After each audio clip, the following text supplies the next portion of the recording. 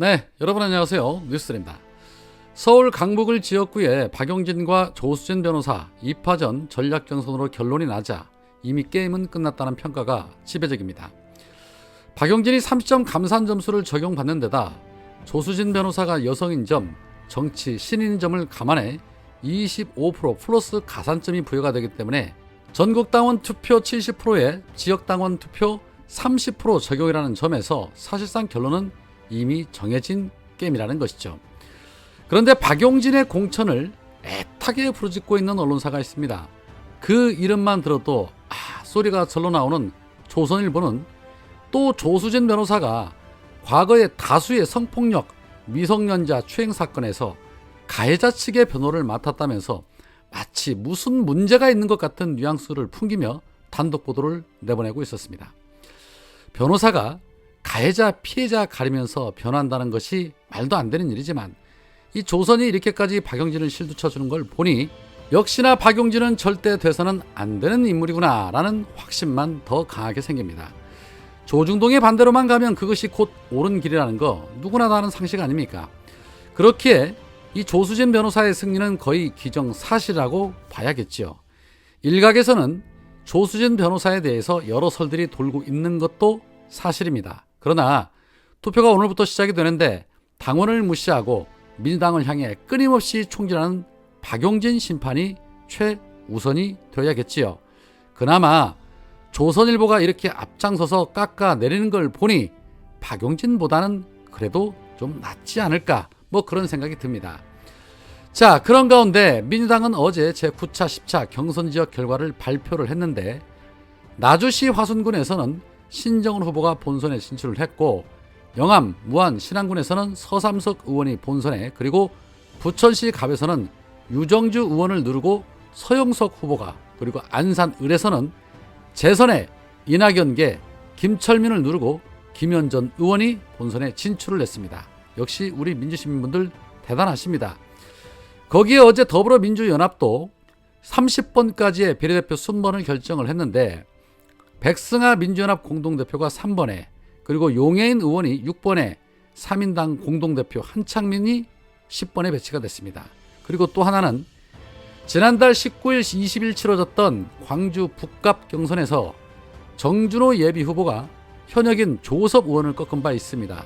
그러나 정준호 후보가 불법 전화방을 차리고 홍보원 20여 명에게 일당 10만 원을 지급하는 대가로 불법 선거운동을 한 의혹으로 현재 검찰 수사선상에 오르면서 본선행이 미지수인 상황이 되자 민주당은 원외 인사를 광주 북갑에 전략 공천하는 방안을 검토 중이라고 합니다.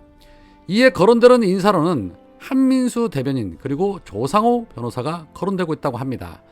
당 관계자는 아이디어 차원에서 검토되고 있는 것은 맞다라며 말을 아꼈다고 하는데, 자, 이렇게 되면 강북 을처럼 조섭 후보가 차점자인 자신에게도 공천이 돌아와야 한다라고 반발할 가능성이 있기 때문에 또다시 갈등의 불씨가 재점화될 수도 있습니다. 현재 정준호 후보는 혐의를 전면 부인하고 있고 검찰 수사가 공천 배제의 이유가 돼서는 안 된다라는 입장을 피력하고 있어서 민주당도 공천 인준을 하지 못하고 있는 그러한 상황인데 어떤 결론을 낼지는 조금 더 지켜봐야 할 것 같습니다. 자, 한편 총선판이 민주당으로 기울어진 것을 파악한 한동훈은 급하기는 급했나 봅니다. 윤석열에게 대립각을 세우기 시작했습니다. 윤석열이 이종섭을 호주 대사로 빼돌리면서 여론이 급격하게 나빠지자 이 국힘당 후보들이 현장을 돌아다녀 보니 만만치 않았던 것이죠. 어제 분당을에 출마한 바이든 날리면의 원조 김은혜가 본인의 페북에 이런 말을 했습니다. 이종섭 호주 대사는 즉시 귀국해서 공수처 조사에 임하시기를 바란다. 이종섭 즉시 귀국, 황상무 자진 사퇴가 국민 눈높이다 라고 글을 올렸고, 또한 조선일보는 사설을 통해서 황상무의 회칼망은 사퇴 요구 무리 아냐 라며 비판의 목소리를 낸 바 있습니다. 이 외에도 아마 다수의 후보자들이 야, 이렇게 가면 우리 다 죽는다 라는 비토가 있었을 거라 짐작을 합니다. 이에 사태의 심각성을 안 한동훈은 기자들에게 이 문제는 총선을 앞두고 정쟁을 해서 국민들께 피로감을 드릴 만한 그런 문제가 아니라고 생각한다면서 공수처가 즉각 소환하고 이종섭 대사는 즉각 귀국해야 한다라고 말을 했고, 황상무에 대해서는 국민 눈높이에 맞지 않는 발언이었고 본인이 스스로 거취를 결정하셔야 한다라고 말했습니다. 사실 총선이 아니라면 있을 수도 없는 일이 일어난 것입니다. 결국에는 한동훈은 윤석열에게 이 두 사람의 문제를 직접 결단해달라고 요구를 한 것입니다. 행여 지난번 김건희 사과 문제로 쇼를 했던 것과는 또 다른 쇼일까요? 총선에 상당한 영향을 끼치고 있다고 판단한 끝에 일단은 급한 불 꺼야 하니까 이종섭 즉시 소환조사하는 척하고 공수처 수사하는 척하고 총선이 끝나면 혐의 없음으로 조용히 끝내든지 그렇게 하자, 뭐 그런 전략이 아닌가 싶기도 합니다.